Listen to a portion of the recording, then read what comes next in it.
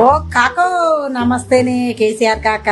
ఇక ఎంక్వైరీకి 5వ తారీఖు డుమ్మా కొట్టేసినావు, మళ్ళా పోస్ట్ పోన్ చేసుకున్నావు. ఆ ప్రభాకర్ రావు వచ్చి నువ్వు ఏ చిమ్ముక్కులు చేసినా నడవదే కాక.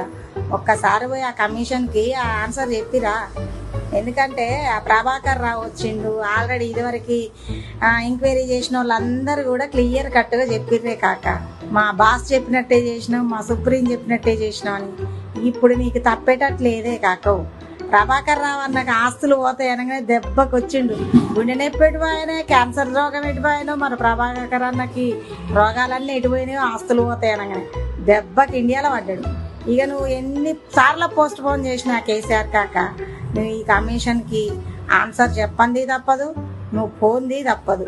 నువ్వు ఎన్ని ఆలోచనలు ఆలోచించినా తప్పు చేసినప్పుడు ఆన్సర్ చెప్పాల్సిందే. తెలంగాణ సొమ్ము, ప్రజల సొమ్ము సత్యనాశనం చేసిరు మీరు అభివృద్ధి పేరుతోటి.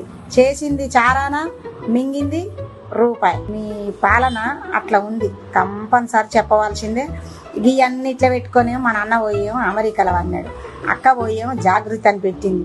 ఏందేమి చిన్నపిల్లల శాస్త్రాలు, చిన్నపిల్లల కథలన్నీ అందరికి ఎరికే కానీ సప్పుడే కూడా ఓవే కాక నువ్వు.